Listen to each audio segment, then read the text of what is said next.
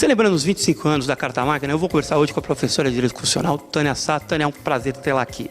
Obrigada, Sérgio. É importante esse registro dos 25 anos da nossa Constituição de 88, 5 de outubro de 1988. Tânia, a anterior Constituição de 1967 era uma Constituição que privilegiava a autodefesa e foi calcada nos atos institucionais, o AI-5. Com a Constituição de 88, muita coisa mudou, mas a redemocratização aconteceu em 85. A doutora, lembra esse período de 85 e 88, a Assembleia Constituinte? Qual era o sentimento na época? Olha, depois de um longo período em que a tese que vigorava era da segurança nacional, 67 e 69, são as duas constituições bastardas, né? Na época se chamava bastarda, né? Agora são constituições não democráticas ou outorgadas, mas na época o pessoal chamava até de bastarda. Mas enfim, após esse período houve uma sede enorme de uma redemocratização. E diga-se de passagem, louve-se a Ordem dos Advogados do Brasil, foi a OAB que deu esse start, esse início, né, na sua conferência nacional, né, onde vários juristas da mais alta expressão nacional se manifestaram sobre essa redemocratização do Estado brasileiro. O Estado brasileiro, o povo brasileiro deve muito à OAB, essa nova fase que nós entramos, essa democracia plena, que foi consagrada na Carta de 88, Sérgio. Naquela época tinha o Bernardo Cabral, que era representante da Ordem dos Advogados do Brasil e tudo mais. É uma Constituição que é caracterizada pela sua rigidez, é uma outorgada, entre outras características. Há uma necessidade de alguma característica ser inserida depois de 25 anos? Olha, eu acho só que essa nossa Constituição ela poderia ser aprimorada usando-se os mecanismos da democracia direta, que você sabe muito bem, que é o referendo e o plebiscito, com relação às emendas que se fazem. Ora, o povo não participa das emendas à Constituição, o que numa democracia não é crível, deveria sim o povo ser consultado, porque afinal de contas, quando você reforma uma Constituição em algum tema, é importante que se ouça a parte interessada, porque está lá no artigo 1º, todo o poder emana do povo e em seu nome será exercido. Agora, essa Constituição, ela trouxe um avanço, sem dúvida. Primeiro, com relação aos municípios. Tanto é que se chamou até que essa Constituição era municipalista. Ela dá uma ênfase muito grande aos municípios, dá poderes aos municípios, está lá no artigo 30 da Constituição, certo? E isso foi um avanço, né? Efetivamente, teve uma preocupação muito grande, como eu te disse, com as liberdades e com as garantias do cidadão. Tanto é que nós temos 78 incisos nesse artigo 5º, que são cláusulas pétreas. Portanto, nós tivemos um avanço. Eu não sei hoje se, em nome da democracia, os mal informados estão cometendo excessos. Eu acho que está havendo excesso, sabe, Sérgio?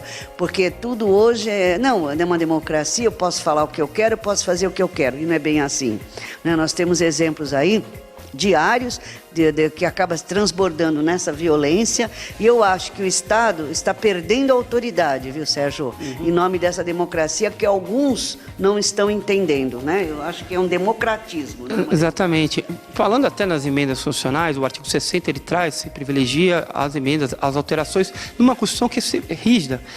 Ela diz claramente para a alteração dessa Constituição, as emendas, o trâmite extremamente rígido, mas não é o que ocorre. Em 25 anos foram 72 textos alterados, não é demais? Eu tenho um grande pensador jurídico, isso aqui é novo, eu aprendi, tempos, quando eu estudava, que dizia que todo Congresso Nacional e todo presidente da República usa a Constituição como o leito tem um nome, é uma figura grega que agora me foge, é o leito de Protógenes, é uma coisa assim. Por quê? Ele pegava o viajante quando dormia e mandava deitar no leito. Se ele fosse curto, as pernas, ele esticava o cara, e se passava da cama, ele cortava as pernas. Então é a mesma coisa. Todo mundo que pega uma Constituição, que chega ao poder, quer alterá-la de alguma forma, entendeu? Eu acho que a nossa Constituição não precisava tantas alterações. Aliás, ela já é longa por demais, né? Ela é longa, ela é analítica, ela é longa por demais. Então eu acho que algumas coisas deixaram de ser feitas e precisam, a reforma política, que nós já falamos em outras oportunidades. E por aí a gente deveria colocar realmente qualquer reforma importante para o povo ser ouvido.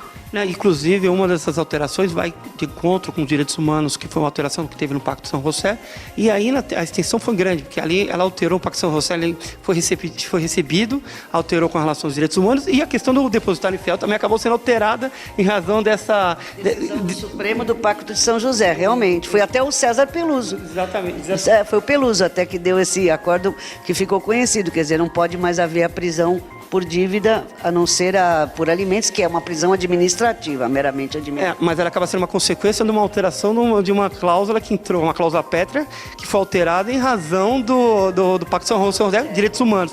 Mas continuando com relação a essa abrangência toda, a gente está falando das características dela, inclusive da sua rigidez, e essas alterações, quer dizer, essas emendas também vão de acordo com o interesse político, né? Acaba...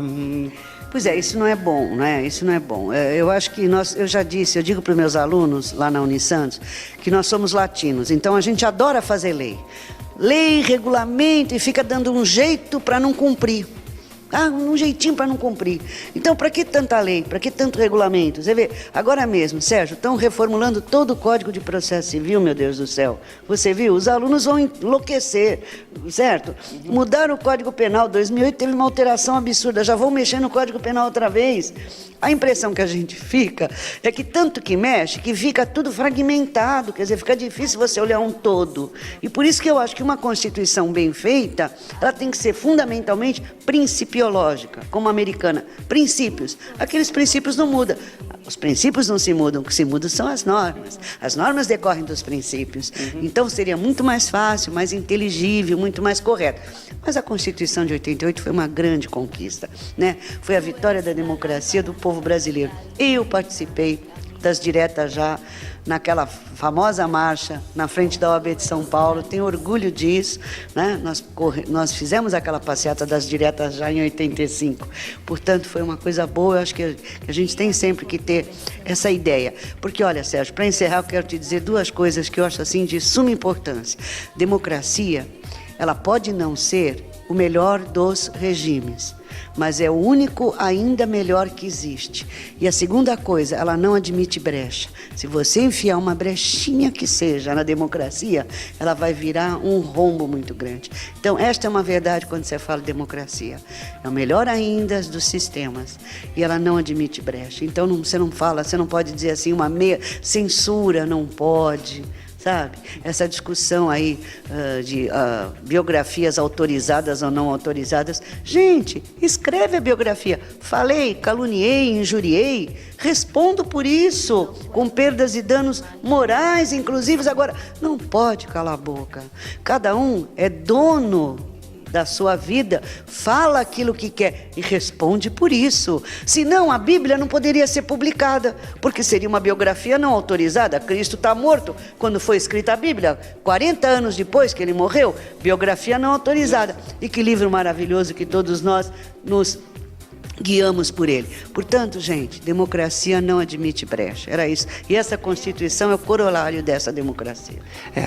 A briga pela democracia, a gente percebe-se logo em Atenas, aquela disputa, Clístenes e outras, a Revolução Francesa, já o povo que veio atrás dos morros, tentando a igualité, fraternité, igualdade, fraternidade, liberdade, e o Brasil também, em 84, nas duas diretas, conseguiram eleger em 85 Tancredo Neves, depois a eleição do Collor foi uma eleição, quer dizer, a luta sempre, a OAB também sempre no centro dessas discussões.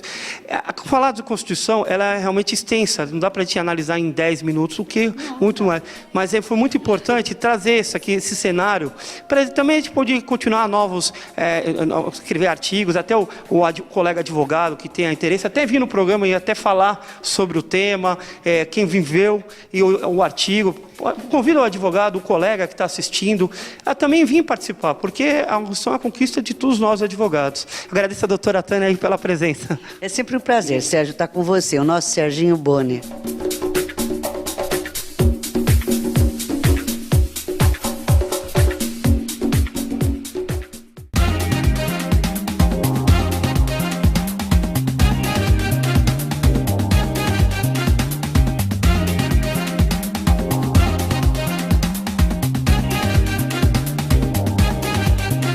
está aqui com o Dr. Rafael Viana, ele que está doutorando Direito Marítimo e que é o palestrante dessa noite. Explica um pouco para a gente, doutor, qual que é o papel, né, da arbitragem para as questões ligadas ao transporte? O transporte marítimo, ele é internacional por essência. Então, as relações do transporte marítimo são relações internacionais que podem ser resolvidas, os litígios decorrentes dessas relações podem ser resolvidas através da arbitragem de forma muito mais célere e com uma expertise maior. A arbitragem aplicável às atividades marítimas, ela pode contar com um árbitro que tenha conhecimento na área de direito marítimo, de transporte marítimo. Uma sentença arbitral, ela pode ser emitida em 6 meses, aí, em regra 6 meses também, mas existe também uma arbitragem muito mais célere, com a emissão de uma sentença arbitral em 3 meses, mas isso depende muito do caso e do litígio que está sendo discutido. Doutor, qual que é o critério de escolha do árbitro? O árbitro, ele tem que ter imparcialidade, tem que ter conhecimento sobre a causa que ele vai julgar, né? Então, se tratar de um transporte marítimo, pode ser um advogado que tem atuação na área de direito marítimo, ele tem que conhecer dos contratos de fretamento, quais os tipos de contratos de fretamento, qual o tipo de contrato de transporte, as cláusulas que são inseridas nesse tipo de contrato.